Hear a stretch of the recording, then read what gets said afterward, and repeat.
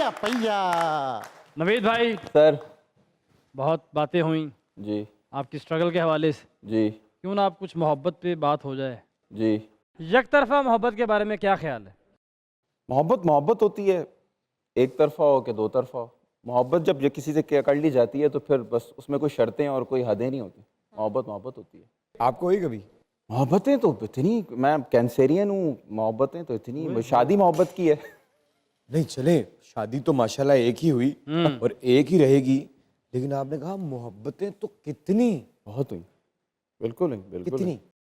ये स्कूल में एक अलग मोहब्बत हुई, कॉलेज में मोहब्बत हुई, यूनिवर्सिटी में मोहब्बत हुई, लेकिन कभी भी एक चीज़ है कि मैं नहीं छोड़ के गया या मैंने नहीं छोड़ा, हमेशा छोड़ा गया हूँ। तो मुझे इस बात का है कि मैंने दिल नहीं तोड़ा किसी। दिल जले आप? दिल जले, लेकिन फिर ये है कि वो असली कौन सी मोहब्बत थी जिसने रुलाया?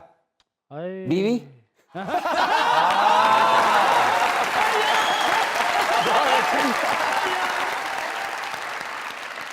वही असली मोहब्बत थी। ये तो चले हो गया ह्यूमर।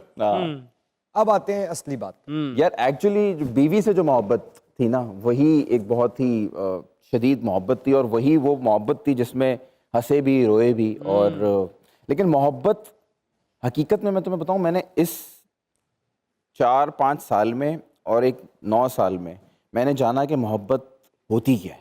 क्या है? जब मेरी बेटी पैदा हुई और उसके साथ, आज वो माशाल्लाह 9 साल की है, उसके साथ एक ज़िंदगी जो चली है, उसके साथ जो मोहब्बत, उसके साथ जो लगन, वो मैंने जाना कि यार ये तो वो मोहब्बत है जिसमें दिल दुखता है, दिल निचोड़ता है, दिल जो है वो, मतलब वो देख के पता चल जाता है। माँ बाप कहते हैं ना कि मेरे माँ बाप मुझे कहते थे कि हमें पता है कि तुम कहाँ से आ रहे हो, तुम क्या कर रहे हो। तो मैं उस वक्त कहता था इनको कुछ नहीं पता, ये ऐसी कहाँ से आ रहे होते थे आप? तुक्के लगाते हैं। आप कहाँ से आ रहे घूम होते फिर के दोस्तों यारों के साथ। तो बस भाई लेट आना ना, घर वालों को बता रहे हैं 10 मिनट में आ रहा हूँ, 15 मिनट में आ रहा हूँ। हाँ जी जी, हम बच्चे हैं, हमारे मार्कर से हमारे माथे पे कुछ लिख दीजिए, तेज तेज बोल के निकल जाइए और हम आपको जाने देंगे। ये सोच के आए कराची से आप? तुम्हारे शो में तो नहीं हो सकता। अच्छा, तो कहाँ होते थे आप तब जब वो कहते थे हमें पता था कि आप कहाँ हैं? यार सादी सी जिंदगी थी, दोस्तों यारों के साथ घूम रहे होते थे। तो अब मोहब्बतें तो आपने इतनी ज्यादा की, लेकिन हमारी वाली मोहब्बतें वो वाली मोहब्बत थी ना, फोन पे आवाज सुन के फोन बंद कर देते थे। शर्मीली मोहब्बत। यार वो फोन पे जो, आज से अगर तुम 15-1 साल पहले पीछे चले जाओ, तो मैं तो बहुत छोटा सा हो जाऊंगा। तुम पैदा ही नहीं हुए होंगे। अच्छा, तो उस वक्त तो यही होता था कि स्कूल में मिल लिए, देख लिया तो बहुत है, तो उसी पे गाने 4 आ गए जहन में। पहला हार्ट ब्रेक कब हुआ? स्कूल में ही आई थिंक। किस बात पे? वो स्कूल छोड़ के चली गई थी, बाहर शिफ्ट हो गई थी। तो वो आखिरी दिन याद है जब? बिल्कुल। आखिरी दिन का थोड़ा सा बताइए ना कि वो क्या था आखिरी दिन पे, जरा थोड़ी रोशनी। जिस आपको पता था कि आज स्कूल में उसका आखिरी दिन है।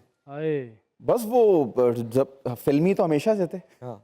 तो कभी इस दीवार पे हाथ रख के यूं खड़े हो रहे हैं, कभी उस दीवार पे दोस्तों के कंधे जाके उसकी क्लास के बाहर खड़े हो रहे हैं, खिड़की के बाहर खड़े हो रहे हैं, उसको देख रहे हैं, आंखों में आंसू हैं। बहुत जो एक उस वक्त कमाल कर सकते तो ये था कि फूल भिजवा दिया था उस तक कि अपने साथ रखना।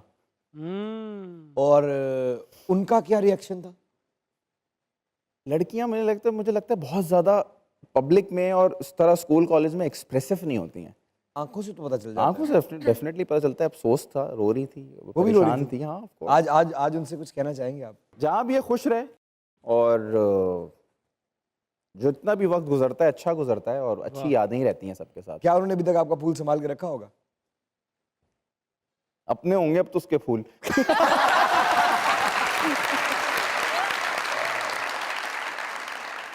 नवीद, कोई क्रेजी फैन जो आपको आज तक याद हो?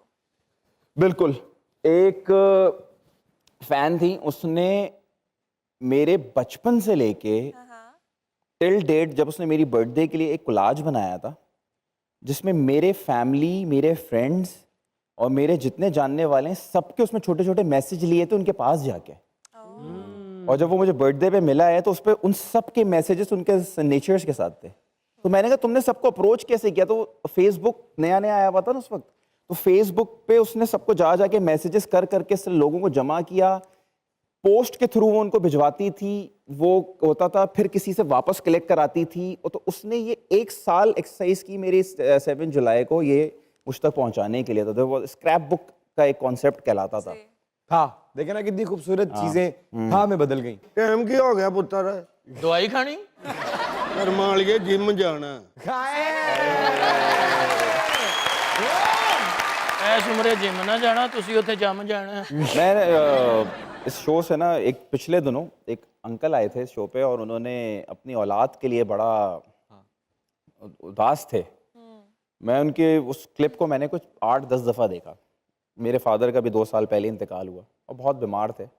अल्लाह ने मुझे इतना तौफीक दी कि मैं उनका ख्याल रख सका। आखिरी दिनों में उनके साथ। एक जो मर्द होता है ना, जब तो चल फिर रहा होता है ना तो वो सब कुछ होता है, वो हवाओं से भी लड़ जाता है, लेकिन जब वो बीमार होकर लेट जाता है और उसके जिस्म से जान ख़त्म हो रही होती है ना, तो उसकी एक बाप होता है ना, तो बाप को ये होता है कि मुझे बच्चे को जाते हुए भी कोई तकलीफ़ ना देनी पड़े, बच्चे को जाते हुए भी कोई परेशानी ना देनी पड़े। तो मुझे आज भी याद है और ये मैं बहुत सारे लोगों के लिए बता रहा हूँ क्योंकि उन अंकल को मैंने उस दिन देखा था, उनकी तकलीफ़ मैं समझ सकता हूँ।